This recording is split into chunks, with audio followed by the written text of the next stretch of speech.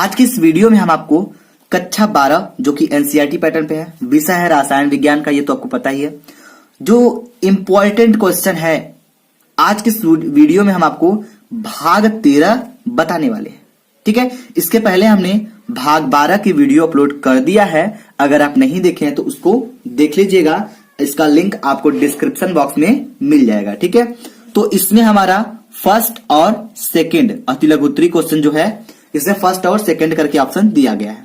तो फर्स्ट का हमने तो कंप्लीट करा चुका है, बाकी सेकंड का रहा, तो सेकंड का क्वेश्चन नंबर 8 तक हमने कंप्लीट करा दिया है। आज के इस वीडियो में हम क्वेश्चन नंबर 9 से कराना स्टार्ट करेंगे।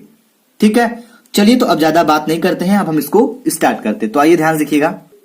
सॉरी, तो इसके पहले हमने क्वेश्चन नंबर 9 तक कंप्लीट करा दिया था, बल्कि क्वेश्चन नंबर 10 से स्टार्ट करना है। तो देखिए क्वेश्चन नंबर 10 क्या है, आइए इसको समझते हैं।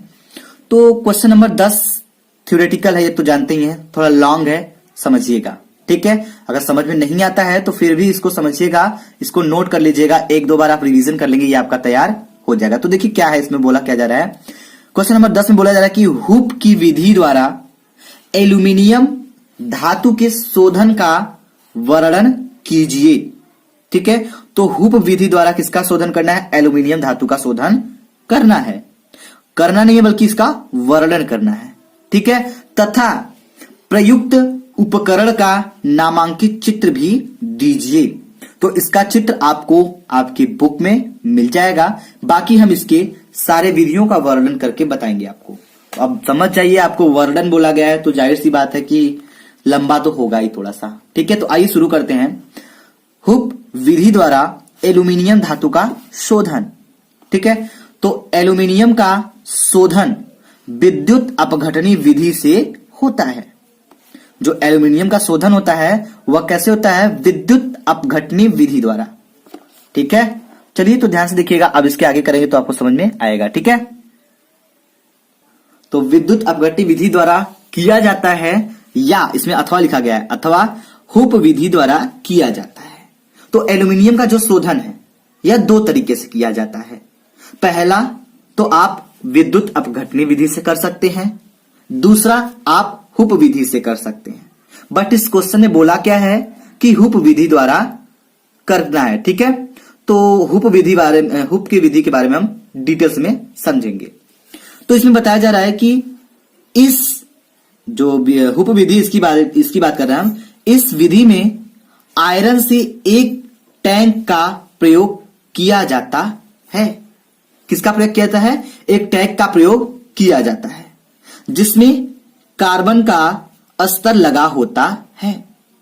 जो एक आयरन का टैंक होता है उसका प्रयोग किया जाता है, लेकिन उसमें कार्बन का स्तर लगा होता है।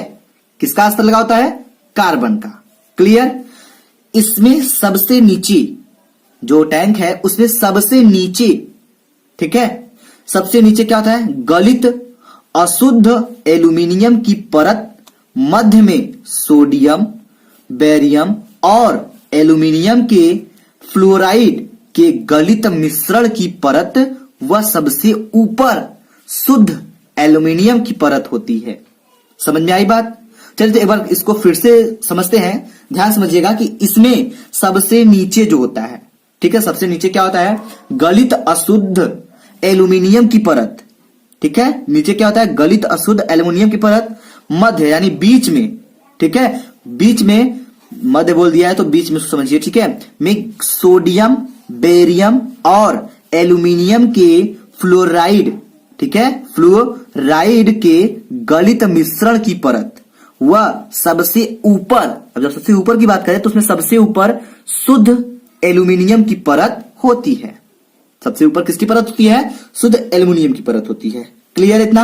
आगे देखिए, तो आगे बोला जा रहा है ऊपर की परत का आपेक्षिक घनत्व सबसे कम, ठीक है, जो ऊपर की परत होती है उसका आपेक्षिक जो घनत्व है वह सबसे कम होती है, बल्कि वह नीचे की परत का, जो नीचे परत होता है उसका आपेक्षिक घनत्व सबसे अधिक होता है। तो बस सिंपल सा बस इतना समझिए कि जो ऊपर का परत होता है उसका आपेक्षिक घनत्व बहुत कम होता है, बल्कि उसकी नीचे की जो परत होती है उसका आपेक्षिक घनत्व सबसे अधिक होता है।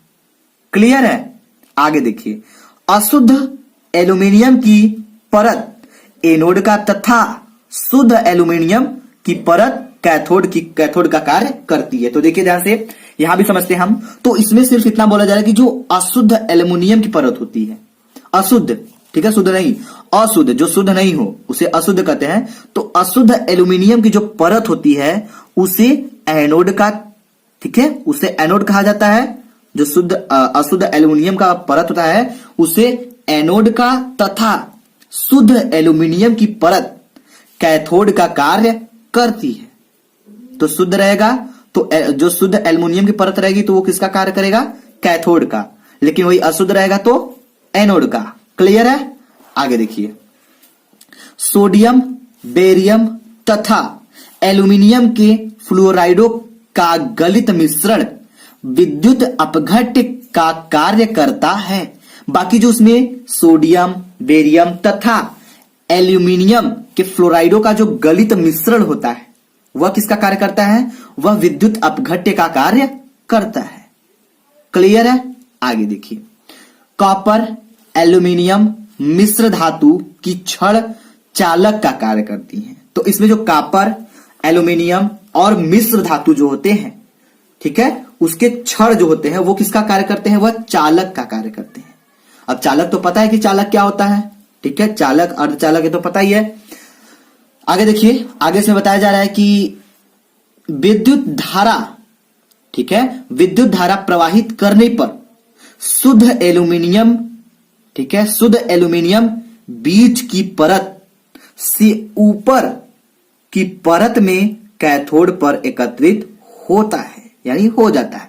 समझिएगा कि जब हम विद्युत धारा प्रवाहित करते हैं तो अशुद्ध, जो शुद्ध एल्यूमीनियम की बीच परत है, ठीक है, उससे ऊपर की ओर परत में कैथोड पर एकत्रित हो जाता है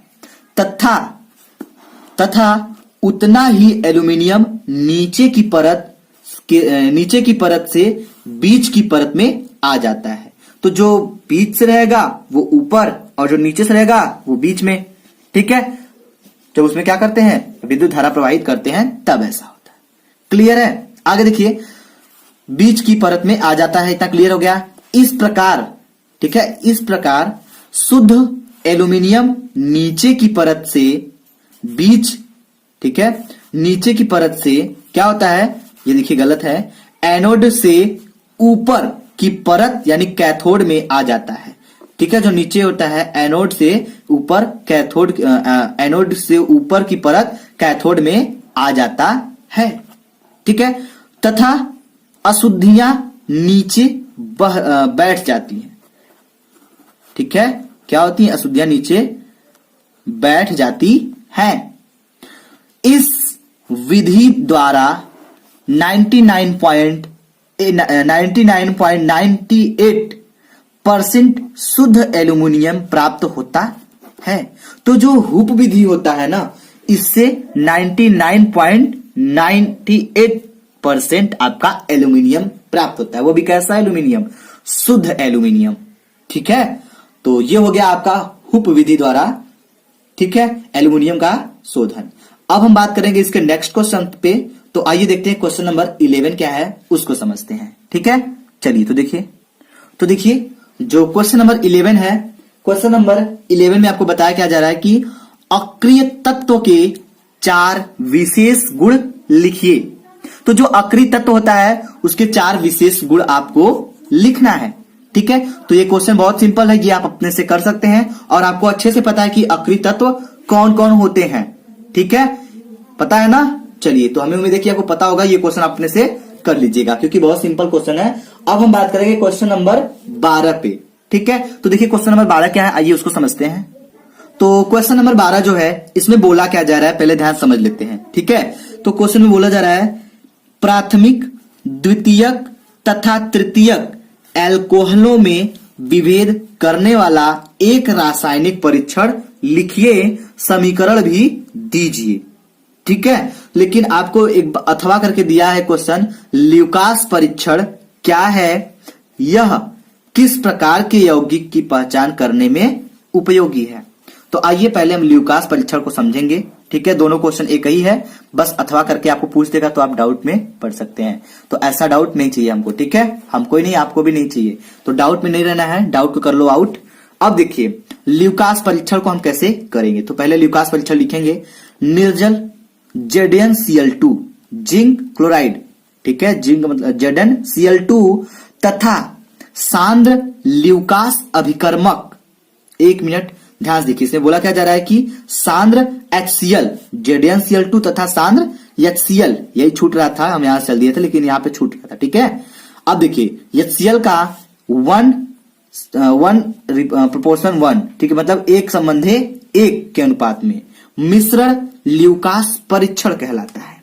पहले तो आपको यह समझना होगा कि ल्यूकास परीक्षण क्या कहलाता है, ल्यूकास परीक्षण होता क्या है, उसके बाद पढ़ेंगे उसके बारे में। ठीक है, तो इसमें बताया जा रहा है कि निर्जल ZnCl2, ठीक है, और सांद्र HCl हाइड्रोक्लोरिक एसिड, ठीक है, एक संबंधी एक के अनुपात में जब मिक्स होते हैं, मिश्रण को क्या कहते हैं, ल्यूकास परीक्षण कहते हैं। देखिए आपको 2 नंबर में क्वेश्चन पूछा जा सकता है कि ल्यूकास परीक्षण किसे कहते हैं, तो आप बता सकते हैं निर्जल ZnCl2 तथा सांद्र HCl का एक संबंधी एक अनुपात ल्यूकास अभिकर्मक कहलाता है। ठीक है, आगे देखिए, यह प्राथमिक द्वितीयक तथा तृतीयक एल्कोहलों की पहचान के लिए प्रयुक्त होता है। जो ल्यूकास अभिकर्मक होता है वह क्या होता है, प्राथमिक द्वितीयक तृतीयक एल्कोहलों की पहचान करने में प्रयुक्त होता है। ठीक है, आगे देखिए, इस परीक्षण में कमरे की ताप पर अज्ञात एल्कोहल, ठीक है, कमरे का ताप जो भी होता है, ताप पर अज्ञात एल्कोहल की सूक्ष्म मात्रा में, ठीक है, सूक्ष्म मात्रा में ल्यूकास अभिकर्मक मिलकर मिश्रण को हिलाते हैं। ठीक है, क्या करते हैं, अभिकर्मक मिलाकर मिश्रण को हिलाते हैं। एल्कोहल यानी HCl, जो एल्कोहल है HCl के साथ क्रिया करके एक एल्किल क्लोराइड बनाता है, जो परीक्षण विलयन में क्या है, धुंधलापन उत्पन्न कर देता है। तो परीक्षण में क्या उत्पन्न कर देता है, धुंधलापन उत्पन्न कर देता है। ठीक है, लगे समय के आधार पर, धुंधलापन उत्पन्न करने में जो लगा समय है उसकी बात कर रहे हैं, तो धुंधलापन उत्पन्न करने में जो समय लगा है, ठीक है, समय के आधार पर इनकी पहचान निम्न प्रकार से की जाती है। अब कैसे की जाती है आइए समझते हैं। तो इसमें बताया क्या जा रहा है कि पहले है तृतीयक एल्कोहल, ठीक है, तो तृतीयक एल्कोहल को हम लिखेंगे 3, ऊपर इसके छोटा सा 0, ठीक है, डिग्री टाइप में, तो ये हो गया 3। ठीक है, एल्कोहल तुरंत ही धुंधलापन हो जाता है।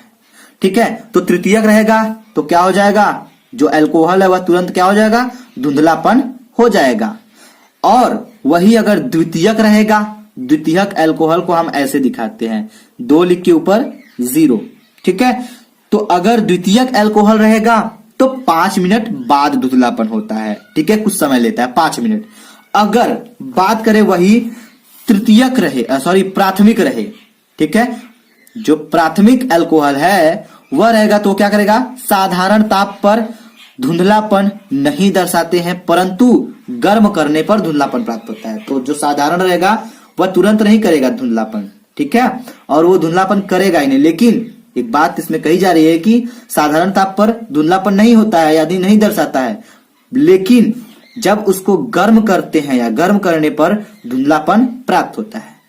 जब बहुत गर्म करेंगे तो क्या हो जाएगा, वह धुंधलापन प्राप्त हो जाता है। ठीक है, तो ये हो गया क्वेश्चन नंबर 12 आपका। ठीक है, चलिए, तो हमें उम्मीद है कि ये क्वेश्चन आपको समझ में आ गया होगा। अगर ये क्वेश्चन आपको समझ में आ गया तो प्लीज वीडियो को लाइक करिएगा, शेयर करिएगा, कमेंट बॉक्स में हमको कमेंट करके जरूर बताइएगा। ठीक है, चलिए, तो आगे जो वीडियो आने वाला है उसमें हम आपको क्वेश्चन नंबर 13 के आगे बताना प्रारंभ करेंगे। ठीक है, देखिए थ्योरेटिकल इसको थोड़ा थोड़ा समझेंगे तो आपको बहुत ही बेहतरीन समझ में आएगा। ठीक है, अगर एक ही साथ सब भूसे की तरह भर लेंगे माइंड में, तो ना तो ये हाथ में आएगा ना तो वो हाथ में आएगा, दोनों चला जाएगा। ठीक है, तो जो थ्योरेटिकल उसको समझ कर थोड़ा थोड़ा पढ़ें। ठीक है, ये आपके लिए रहेगा कि आपको तैयार भी होता रहेगा। ठीक है, और पहली बात ये कि पहले आप अपने परीक्षा को टारगेट किए रहिए। आप पेपर आपका नजदीक आ रहा है, उसके हिसाब से अपना थोड़ा जो पढ़ने वाला शेड्यूल है उसको थोड़ा और भी बढ़ा लीजिए। ठीक है, क्योंकि अब पहले जैसा पढ़ाई नहीं चलेगा, क्योंकि बोर्ड एग्जाम आपका बहुत दूर नहीं है, बल्कि आज से कितने दिन है, 1 ही महीने रह गया है। ठीक है, चलिए तो ध्यान दीजिएगा अपने पेपर पे। चलिए, अगर वीडियो अच्छा लगता है तो हमें बताइएगा जरूर, हम आपको इसके आगे क्वेश्चन बताना प्रारंभ करेंगे। ठीक है, चलिए, थैंक्स।